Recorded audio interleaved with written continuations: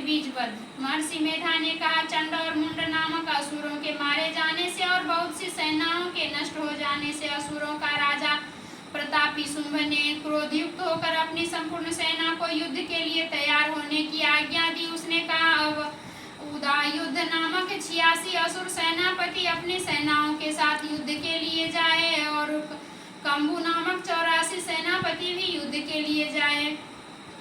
कोटिवीर्य नामक 50 सेनापति और धौम्रकुल नाम से 100 सेनापति प्रस्थान करे। कालक, द्रोहिद, मौर्य और काल के ये दैत्य भी मेरी आज्ञा से सजकर युद्ध के लिए कुछ करे।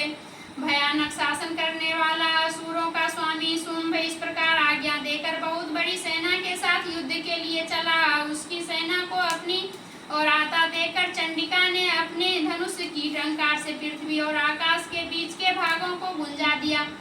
हे राजन, इसके पश्चात देवी के सिंह ने दहाड़ना आरंभ कर दिया और अंबिका के घंटे के शब्दों ने उस ध्वनि को और भी बढ़ा दिया। धनुष की टंकार, शेर की दहाड़ और घंटे के शब्दों से पृथ्वी और आकाश के बीच भाग गुंज उठा। इसके साथ ही देवी ने अपने मुख को और भी भयानक बना लिया। ऐसे भयंकर शब्द को सुनकर राक्षसी सेना ने देवी तथा सिंह को चारों ओर से घेर लिया। हे राजन, उस समय दैत्यों को नाश के लिए और देवताओं के हित के लिए ब्रह्मा, शिव, कार्तिकेय, विष्णु तथा इंद्र आदि देवों की शक्तियां जो अत्यंत पराक्रम और बल से संपन्न थी, उनके शरीर से निकलकर उसी रूप में चंडिका देवी के पास गई। जिस देवता का जैसा रूप था, जैसे आभूषण थे और जैसा वाहन था, वैसा ही रूप, आभूषण और वाहन लेकर उन देवताओं की शक्तियां दैत्यों से युद्ध करने के लिए आई। हंसयुक्त विमान में बैठकर और रुद्राक्ष की माला तथा कमंडल धारण करके ब्रह्मा जी की शक्ति ब्राह्मणी आई। वृषभ पर सवार होकर हाथ में त्रिशूल लेकर, महानाग का कंकन पहनकर और चंद्र रेखा से भूषित होकर भगवान शंकर की शक्ति माहेश्वरी आई। मयूर पर आरूढ़ होकर हाथ में शक्ति लिए दैत्यों से युद्ध करने के लिए कार्तिकेय जी की शक्ति उन्हीं का रूप धारण करके आई। भगवान विष्णु की शक्ति गरुड़ पर सवार होकर शंख, चक्र, सांग, गदा, धनुष तथा शंख हाथ में लिए हुए आई। श्री हरि की शक्ति 12 शुक्र की शरीर धारण करके आई और नरसिंह के समान शरीर धारण करके उनकी शक्ति नरसिंही भी आई। उसकी गर्दन के झटकों से आकाश के तारे टूट पड़ते थे। इसी प्रकार देवराज इंद्र की शक्ति ऐन्द्री भी ऐरावत के ऊपर सवार होकर आई। पाश्चात इन देव शक्तियों से घिरे हुए भगवान शंकर ने चंडिका से कहा, मेरी प्रसन्नता के लिए तुम शीघ्र ही इन असुरों को मारो। इसके पश्चात देवी के शरीर में से अत्यंत उग्र रूप वाली और सैकड़ों गिदड़ियों के समान आवाज करने वाली चंडिका शक्ति प्रकट हुई। उस अपराजिता देवी ने धूमिल जटा वाले भगवान श्री शंकर जी से कहा, हे प्रभु, आप मेरी ओर से दूत बनकर शुंभ और निशुंभ के पास जाइए और उन अत्यंत गर्वीले दैत्यों से कहिए तथा उनके अतिरिक्त और भी जो दैत्य वहाँ युद्ध के लिए उपस्थित हो, उनसे भी कहिए, जो तुम्हें अपने जीवित रहने की इच्छा हो तो त्रिलोकी का राज इंद्र को दे दो। देवताओं को उनका यज्ञ भाग मिलना आरंभ हो जाए और तुम लोग पाताल को लौट जाओ। किंतु यदि बल के गर्भ से तुम्हारी लड़ने की इच्छा हो तो फिर आ जाओ, तुम्हारे मांस से मेरी योगिनियां तृप्त होंगी। चूंकि उस देवी ने भगवान शंकर से दूत के कार्य में नियुक्त किया था, इसलिए वह संसार में शिवदूती के नाम से विख्यात हुई।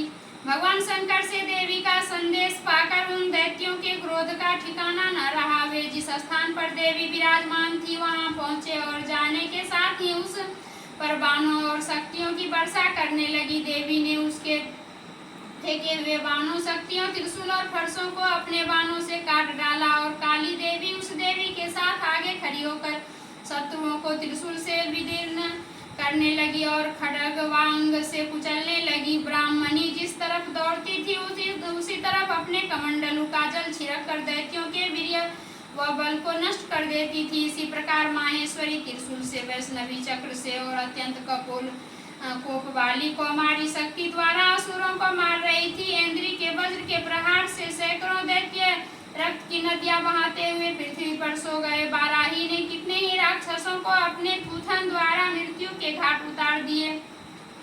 दाढ़ों के अग्रभाग से कितने ही राक्षसों की छाती को चीर डाला और चक्र की चोट से कितनों ही को विदीर्ण करके धरती पर डाल दिया। बड़े बड़े राक्षसों को नरसिंही अपने नखों से विदीर्ण करके भक्षण कर रही थी और सिंहनाद से चारों दिशाओं को गुंजाती हुई रणभूमि में विचर रही थी। शिवदूती के प्रचंड अट्टहास से कितने ही दैत्य भयभीत होकर पृथ्वी पर गिर पड़े और उनके गिरते ही वह उनको भक्षण कर गई। इस तरह क्रोध में भरे हुए मातृगणों द्वारा नाना प्रकार के उपायों से बड़े बड़े असुरों को मरते हुए देखकर राक्षसी सेना भाग खड़ी हुई और उनको इस प्रकार भागते देखकर रक्तबीज नामक महापराक्रमी राक्षस क्रोध में भरकर युद्ध के लिए आगे बढ़ा। उसके शरीर से रक्त की बूंदें पृथ्वी पर जैसे ही गिरती थी, परंतु वैसे ही शरीर वाले तथा वैसे ही बलवान अनेक दैत्य पृथ्वी से उत्पन्न हो जाते थे। रक्तबीज गदा हाथ में लेकर इंद्री के साथ युद्ध करने लगा। जब इंद्री शक्ति ने अपने वज्र से उसको मार डाला तो घायल होने के कारण उसके शरीर से बहुत सा रक्त बहने लगा और उसकी प्रत्येक बूंद से उसके समान ही बलवान तथा महापराक्रमी अनेकों दैत्य भयंकर रूप से प्रकट हो गए। वे सब के सब दैत्य रक्तबीज के समान ही बलवान तेज वाले थे। वे भी भयंकर अस्त्र शस्त्र लेकर देवियों के साथ लड़ने लगे। जब इंद्री के वज्र प्रहार से रक्तबीज के मस्तक पर चोट लगी और रक्त बहने लगा तो उस रक्त से हजारों ही पुरुष उत्पन्न हुए। वैष्णवी ने चक्र से और इंद्री ने गदा से रक्तबीज को चोट पहुंचाई। वैष्णवी के चक्र से घायल होने पर उसके शरीर से जो रक्त बहा उससे भी हजारों महाअसुर उत्पन्न हो गए, जिनके द्वारा यह संपूर्ण जगत व्याप्त हो गया। कौमारी ने शक्ति से, बाराही ने खड्ग से और माहेश्वरी ने त्रिशूल से उसको घायल किया। इस प्रकार क्रोध में भरकर वो उस महादैत्य ने सब मातृशक्तियों पर पृथक पृथक गदा से प्रहार किया। इस माताओं ने शक्ति तथा त्रिशूल इत्यादि से उनको जो बार बार घायल किया, उससे सैकड़ों महादैत्य उत्पन्न हुए और इस प्रकार उस रक्त बीज के रुधिर से उत्पन्न हुए असुरों से संपूर्ण जगत व्याप्त हो गया, जिससे देवताओं को भय हुआ। देवताओं को भयभीत देखकर मां चंडिका ने काली से कहा, हे चामुंडे, अपने मुख को बड़ा करो और मेरे शस्त्रघात से उत्पन्न हुए रक्त बिंदुओं से उत्पन्न हुए महाअसुरों को तुम अपने इस मुख में भक्षण करती जाओ। इस प्रकार रक्त बिंदुओं से उत्पन्न हुए महादैत्यों को भक्षण करती हुई तुम रणभूमि में विचरो। इस प्रकार रक्त के पृथ्वी पर न गिरने से यह दैत्य नष्ट हो जाएगा। तुम्हारे भक्षण करने के कारण और दैत्य उत्पन्न नहीं होंगे। काली से इस प्रकार कहकर चंडिका देवी ने रक्त बीज पर अपने त्रिशूल से प्रहार किया और काली देवी अपने मुख में एक एक बूंद उसका रक्त पीने लगी। तब उसने गदा से चंडिका पर प्रहार किया। प्रहार से चंडिका को तनिक भी कष्ट न हुआ, किंतु रक्त बीज के शरीर से बहुत सा रक्त बहने लगा। जिस रक्त के गिरने के साथ ही मां काली उस रक्त को अपने मुख में पीने लगी। काली के मुख में उस रक्त से जो असुर उत्पन्न हुए उनको उसने भक्षण कर लिया और रक्त को पीती ही गई।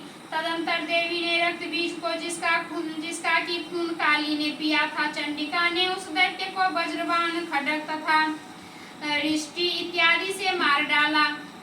हे राजन, अनेक प्रकार के शास्त्रों से मारा हुआ और खून से वंचित महादैत्य रक्त बीज पृथ्वी पर गिर पड़ा।